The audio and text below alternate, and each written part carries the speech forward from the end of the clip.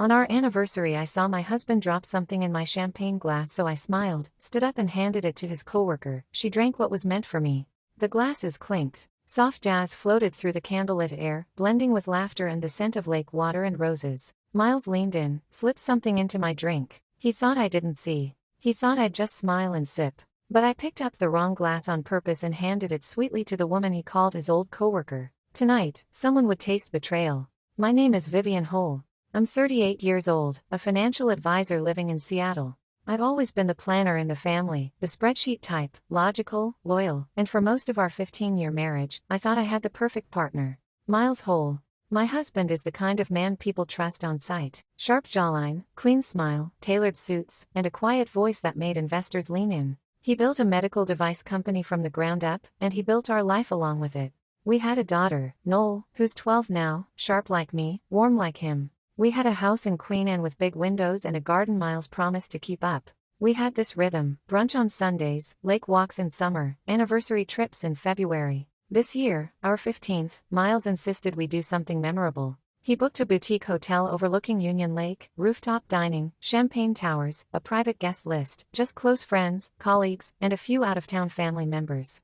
The room was gold-lit and buzzing, filled with low jazz and the soft shimmer of clinking glasses. Pink orchids lined the tables. The air smelled like citrus and lake breeze. Everything felt cinematic. He gave a speech. Of course he did. Miles the Magnificent, my friends used to tease. He talked about love, longevity, how we'd survived recessions, parenting, even a home flood. He raised his glass and winked at me like we were still newlyweds. I smiled back, but somewhere behind that smile, I felt it, a strange stillness. Not fear, not yet, just a beat too long between his glances, like he was measuring something, timing it. The woman beside him, Delaney, was introduced as a former nurse colleague, blonde, polished, warm voice. She hugged me like we were lifelong friends, even though I'd never heard her name before that night. She wore a silk green dress. Her perfume was sharp and heavy, like lilacs left too long in the sun. She stayed close to Miles all evening. Too close. Still, I told myself, you're overthinking. This is your night. Don't ruin it. I watched them laugh over oysters. Watched him brush a crumb off her wrist. Watched her take a sip from her glass and smile just a little too slow. Then I saw it, his hand, palming something from his pocket, tilting toward my champagne flute like it was part of the act. And maybe it was. He thought I wouldn't notice. He thought I'd just keep smiling. He didn't know I had already stopped trusting him weeks ago. He didn't know this party was about to become unforgettable for the wrong reasons. Because while everyone else celebrated love, I was watching mine dissolve in real time. And I hadn't even cut the cake. Guests took photos in front of the floral wall. Laughter rippled through the room like waves lapping against the dock just beyond the terrace. One of Miles's investors clinked glasses with a retired surgeon. Everyone seemed to adore him like they always had. And why wouldn't they? Miles was curated charm. He knew how to hold a gaze, how to compliment someone just right. He made people feel like they mattered. But lately, he'd stopped doing that with me. In the last few months, there were gaps. Gaps in stories. Gaps in schedule. Conversations that trailed off. Kisses that landed out of rhythm. I chalked it up to stress, to work, to aging, to anything but the truth. Until tonight. Tonight, I was seeing the truth up close under chandeliers and cake toppers. Tonight, something inside me snapped, not in fear, but in clarity. And that clarity would change everything. The first time I knew something was off was on a Monday. Miles came home late again. He claimed it was a board meeting that ran over. But he didn't smell like the office. He smelled like cloves and vanilla. Like someone else's perfume had clung to him, soft and faint, but still wrong. I thought you hated working past 6, I said, handing him a reheated plate. He shrugged, loosened his tie. New investors, East Coast. They talk forever. I nodded, smiled, but I made a mental note. The second time, I noticed his gym bag. It was packed, but not with gym clothes, a silk button-up, brown leather shoes, no workout gear in sight. When I asked, he said, I keep a backup for last-minute meetings. But the lie was too smooth, too quick. He'd never needed a backup wardrobe in 15 years. The third time was what really made my stomach turn. He got a text in the kitchen. We were making breakfast for Noel, French toast and berries. The message flashed on his phone, still can't stop thinking about last night. No name, just a heart emoji. He snatched the phone off the counter so fast he nearly knocked over the coffee. When I asked, who was that? He chuckled. Seth from procurement. He's dramatic. Had a bad dinner date. I wanted to believe him. I really did. But Miles didn't have dinner dates with anyone, and definitely not ones that involved hearts and last nights. I started paying closer attention after that. I tracked how often he left the room when his phone rang, how he wore cologne on random Tuesdays, how he started locking his briefcase like we were strangers under the same roof. Noel noticed too. One night she whispered, "Why is Dad always smiling at his phone?" I wanted to say, "Because he's smiling at someone else." But instead, I kissed her forehead and said, "He's just busy, honey." I kept the questions to myself, kept the doubts quiet, kept playing the role of the supportive wife, but inside I was building a case, one piece at a time. Because if Miles was hiding something, I needed to be ready when the mask came off. "She's just an old coworker," Miles said casually, slicing into a pear. It was 3 weeks before our anniversary, and he mentioned her as if it were nothing. "Delaney Quinn used to work with me back at Harborview before she moved into private care." I nodded slowly. "How come I've never heard you mention her?" He shrugged. "She moved away before we got serious. Just reconnected on LinkedIn." That was the first time I heard her name. Delaney. It landed too soft, too practiced, like he'd rehearsed how to say it. I asked if she was coming to the party. He hesitated for a breath too long. "Maybe." I extended the invite. "She's in town." I said nothing, but something in me snapped tight. That Saturday, I stopped by his office to drop off some documents he'd forgotten. His secretary looked confused. "I thought Miles was working from home today." I smiled, pretended I must have mixed it up, but inside my suspicions started forming legs. 2 days later, he changed his phone passcode. Said it was a new company protocol, cybersecurity stuff. Another clean excuse. Then came the slip-up. Miles and I were discussing the menu for the anniversary dinner: shrimp, lamb, dessert pairings. He mentioned that someone had suggested a lemon mousse. When I asked who, he paused. "Oh, just the caterer." But later that night, I glanced at his planner. Under the tasting notes, scribbled in his handwriting, "Dell loves citrus." I stared at the line until the ink blurred. Dell.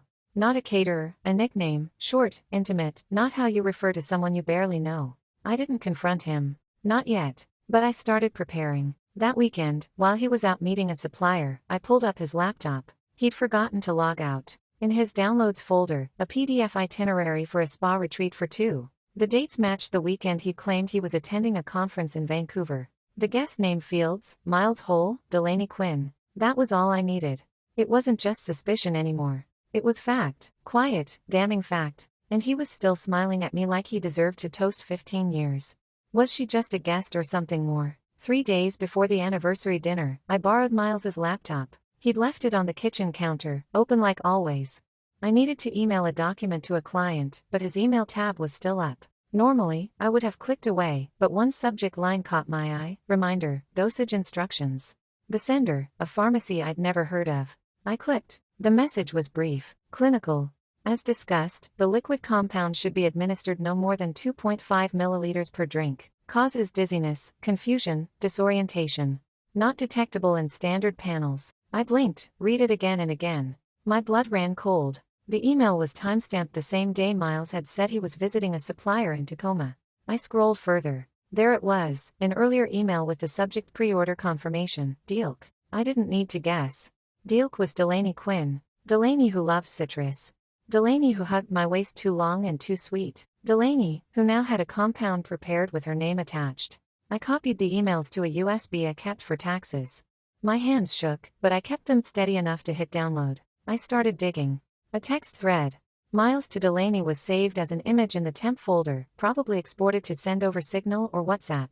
Miles, she'll be out before dessert. You just need to keep her talking. Delaney, are you sure it won't hurt her? Miles, just slows her down. No one will suspect. Then we talk options.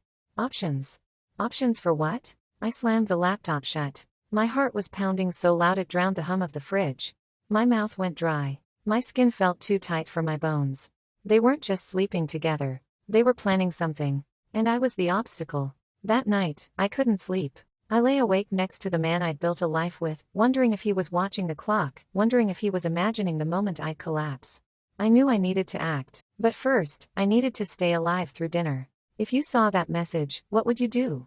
The hardest part wasn't discovering the affair. It wasn't even the drug. It was pretending. Pretending that nothing had changed. That I hadn't seen the messages. That I didn't know what the lemon mousse was really meant to mask. I cooked dinner like normal. I laughed at Miles's jokes. I answered Noel's questions about her science fair with a steady voice. But inside, something in me was cracking apart, and something else was sharpening. I kept replaying their conversation in my head. You just need to keep her talking, then we talk options. Options? Options for what? My life, my assets, my daughter. Miles knew I had a life insurance policy through my firm. He also knew he was still the sole beneficiary. Had he been planning this for months? Had Delaney always been part of it? I thought about going to the police, about packing up Noel and leaving Seattle altogether. But what would I tell them? That my husband might slip something into my drink at a party? That he was too smooth, too calculating to leave fingerprints? No, I needed more. I needed everyone to see who he really was, not just me. So, I planned. I rehearsed my smiles. I practiced my laugh in the mirror. I found an old USB, wiped it clean, loaded it with everything, the emails, the screenshots, the pharmacy order, the retreat booking. I hid it in a hollow compartment of my clutch, right next to my lipstick and breath mints. I set up my old phone with a camera app and tested the angle for my purse. If he slipped something in again, I'd catch it this time. And if he didn't, I'd still have enough to ruin him. I didn't want revenge. Not really. I wanted clarity. I wanted to look that man in the face while he fell apart. I wanted justice, and I wanted it slow. Should I scream in the middle of dinner, or should I let him toast to us one more time before setting fire to everything he built? Should I make it public or play his own game? 15 years ago, Miles proposed under the waterfall at Twin Falls. My hair was soaked, my dress clinging to my skin, and he knelt on a mossy rock with trembling hands. He said, "I'll protect you forever." I believed him. He was my safest place until he became the danger I couldn't outrun. The night before our anniversary, I found our old wedding album tucked away in the closet. I hadn't opened it in years. Page after page of smiles, of promises, of lies I didn't know were growing roots under my feet. I traced my fingers across a photo of us dancing, his hand on my waist, my eyes closed, trusting. I didn't cry. Tears are for grief. This wasn't grief anymore. It was precision. I looked at my reflection in the hallway mirror. I looked tired but sharp, like steel that had been through the fire and come out clean. I whispered aloud just to hear it, "You won't win." He didn't know that I'd found everything. He didn't know the USB was already hidden in the event sound booth. He didn't know I'd already spoken to a lawyer, that a copy of the files had been encrypted and scheduled for email if anything happened to me. He still thought he was in control. But tomorrow night, I would remind him, I'm not the woman he married anymore, and I won't go quietly. The day of our anniversary, I woke up before the sun. Miles was already gone. He left a note on the counter, "Meeting ran late. See you tonight. Wear something gold." He even drew a heart at the end. I stared at the paper, then dropped it in the trash. Gold? Sure, I'd wear gold while he tried to bury me in silence. Instead of breakfast, I sat down at my laptop and finalized the backup schedule. Encrypted copies of the emails, texts, and pharmacy records had been stored in 3 places, one on a hidden drive at my office, one on a timed auto email set to send at 10:15 p.m., and one on the USB already hidden inside the sound system console at the venue. I'd spoken to an attorney 2 days before, just in case. She didn't know all the details, but she knew enough. If I didn't contact her by midnight, she'd file an emergency petition for protection and freeze our joint assets. My voice was calm. My hands didn't shake. I wasn't scared anymore. I was preparing for war. By noon, I was at the boutique hotel. The rooftop was being dressed with fairy lights and silver-rimmed glassware. Union Lake shimmered just beyond the glass barriers, catching the spring sun. I greeted the event coordinator with a smile, handed over the playlist, my own, not Miles's. When no one was looking, I slipped behind the DJ booth, popped open the back panel of the speaker console, taped the USB deep inside, just behind the volume regulator. Then, I walked out like nothing had happened. By 5 p.m., the guests had started arriving. I wore a gold satin dress, just like he asked. It fit snug at the waist and flared at the ankle.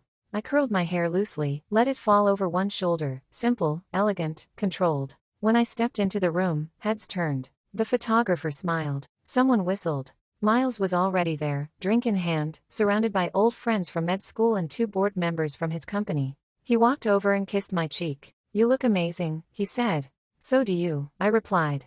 And it was true, he did. But so did wolves in disguise. He handed me a glass of champagne. I didn't take it.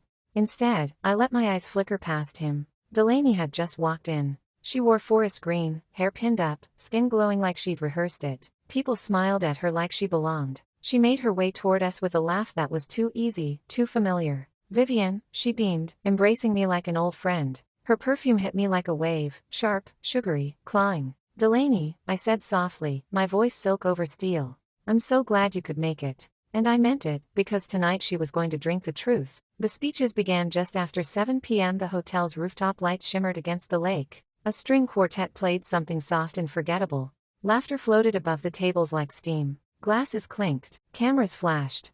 And through it all, I watched Miles. He moved like he always had, gracious, warm, magnetic. He made toasts, told stories, brushed his hand against Delaney's arm with casual intimacy. Anyone watching would have thought she was his sister or his secretary, not his co-conspirator. But I watched more than most. I watched how his eyes flickered every time I picked up my glass.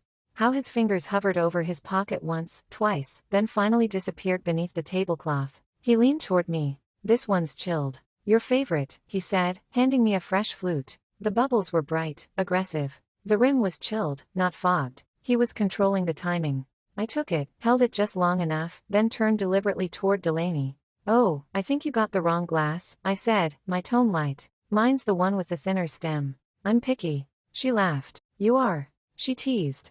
And without hesitation, without even glancing, she handed me hers and took the one Miles gave me.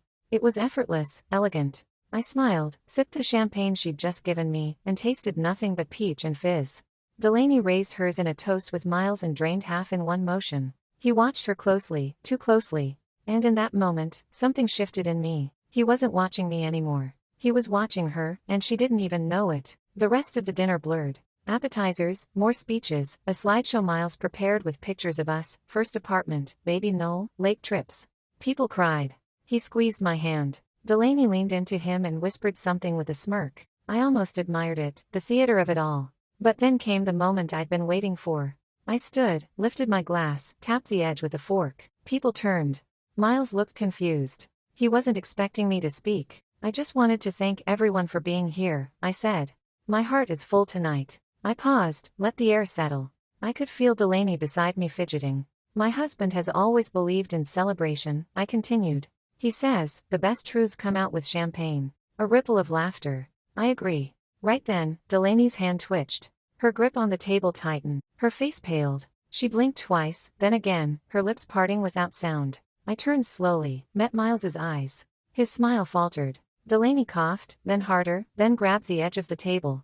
Miles, she rasped. The room fell silent. Forks froze midair. The violinist stopped. A single glass tipped and shattered somewhere in the back. Everyone watched as Delaney swayed. I didn't move. Miles lunged forward, catching her just before she hit the floor. Someone call 911, he shouted. But no one moved yet. They were still watching me. And I was still holding my glass, the one she thought was hers. Delaney collapsed like a silk doll losing its strings. Gasps ricocheted through the room. Aunt Mean screamed. One of the waiters dropped a tray of wine glasses that exploded across the floor. Miles knelt beside her, face pale. Dell, baby, can you hear me? He shouted, shaking her shoulders. I stood still, glass in hand, watching him play panic. Someone finally moved. Dr. Halprin, one of Miles's investors, shoved through the crowd. She's having a reaction. Call 911. I placed my champagne flute gently on the table, then turned and walked calmly to the sound booth. The technician looked up. Everything okay? I smiled. Just want to change the background playlist. Can you switch inputs? He nodded and turned the dial. The screen behind the stage flickered, then lit up. A quiet hush fell across the crowd. The first image, Miles and Delaney kissing in a hotel room, timestamped 3 weeks ago during his supposed conference in Vancouver. The next, a screenshot of the pharmacy email, then the chat. She'll be out before dessert. Then a short clip recorded secretly from my purse camera of Miles slipping a vial from his jacket and tipping it into a glass. There was no audio, only Miles's smile and Delaney's laughs before I traded the glass. Gasps turned to cries. People stood, others covered their mouths. One woman whispered, "Oh my God." He tried to. Miles froze.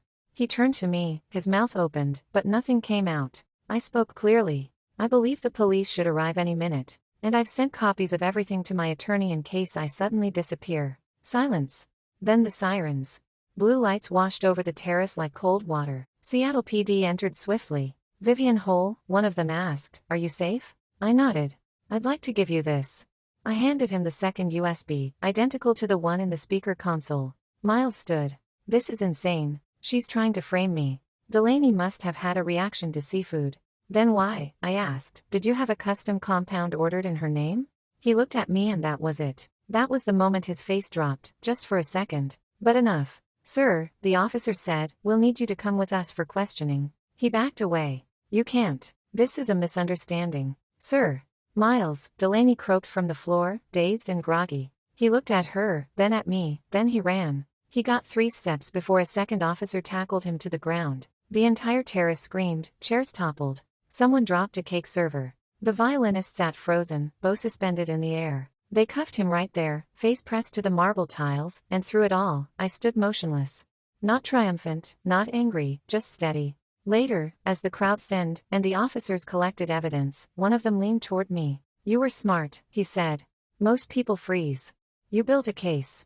I nodded. "She was supposed to drink that," I whispered. He blinked. "Then you saved her life." "No," I said quietly. "I just gave her what he made for me." As Miles was led away, I met his eyes one last time. He didn't beg. He didn't yell. He just looked like a man who never expected to lose. People began to murmur behind me. Some stared in horror, others in admiration. Polls would later explode online. Was I evil or was I fair? The officers pulled Miles to his feet, hands cuffed tightly behind him, his tuxedo jacket twisted, collar askew, hair falling across his forehead in a mess that didn't match the man he pretended to be. People stared, not just strangers, his friends, his investors. The board member who once toasted to his moral compass was now standing frozen, wine glass shaking in hand. Delaney was wheeled away on a stretcher, an oxygen mask pressed against her lips. She tried to reach out toward Miles, but her hand fell limp. One of the guests, a woman I barely knew from his company, stepped up beside me. "I can't believe this. We thought you two were perfect," she whispered. "Perfect's easy to fake," I replied. There was no applause. No shocked gasps now, only the weight of reality settling like ash over the rooftop. Miles was gone. Delaney was gone. The screen behind me flickered once more, then went black. I turned toward the crowd. Some people couldn't meet my eyes. Others held my gaze like they'd never seen me before, like I'd taken a knife to the image of a fairy tale marriage, and they weren't sure whether to thank me or be afraid of me. From the corner, I saw my best friend Rachel pushing through the chaos. She wrapped a shawl around my shoulders. Noel's with my husband downstairs. "She's okay." "Didn't see any of it." I exhaled. My knees almost buckled, not from fear, but from relief, because that, above all, had been my greatest terror, not the poison, not the scandal, but that my daughter might watch her father fall apart on live display. "She's okay," I repeated softly. Rachel squeezed my arm. One of the officers returned. "You handled this better than most trained agents." "I had 15 years to prepare," I replied. He half smiled. "He's not talking. Lawyered up already." I expected that. "What happens next?" I asked. "We'll charge him formally. Attempted poisoning, fraud, conspiracy. Possibly more if she talks." "She will," I said. He paused. "Some people might say this was extreme." I looked at him. "Would they have preferred I drank the glass?" He said nothing, just nodded once. As the rooftop cleared, I stayed behind. Let the cold air bite into my skin. Let the silence sink in after the storm. In the distance, camera flashes began to pop from the street below. Reporters were arriving. I didn't flinch. I picked up the last untouched glass from the table, held it to the sky where the fairy lights still blinked. "To survival," I said quietly, and drank the last of it, peach, sharp, clean. No poison, just closure. Some say I went too far. Others call it justice. "Which side are you on?" Miles took a plea deal. 4 felony charges, 5 years, no parole. He gave up the company, the house, the illusion of who he used to be. Delaney disappeared from Seattle not long after the trial. Word was she moved back east to Boston or maybe Maine. I didn't care. She was no longer a threat, just a name I erased from the contacts list of a life I didn't want anymore. The media had a field day. CEO's anniversary poison plot foiled by wife. I stopped reading the headlines after the 3rd week. Noel never asked for details, but she knew, children always do. She just looked at me one night and said, "Thank you for staying." That broke me more than anything else. We moved out of Queen Anne. New apartment, new school, new Saturday routines. I started painting again, something I hadn't done since college. Strange how surviving makes you reach for the parts of yourself you forgot. Sometimes people still whisper when I walk into a store. Some look away. Some nod like I did something bold they wish they had the nerve for. I don't blame them for wondering, because revenge always comes at a cost. But silence, it would have cost me more. Miles tried to erase me from my own life. He underestimated one thing: I wasn't just his wife. I was my own witness, my own weapon. And when the moment came, I didn't hesitate. Not for vengeance, but for clarity, for survival, for my daughter. If you've ever been betrayed like this, you know. And if you haven't, I hope you never do. But if you had to choose between staying quiet or saving yourself, which would you pick? Tell me below. And if this story stayed with you, hit subscribe. Because sometimes the only way to end a nightmare is to narrate it.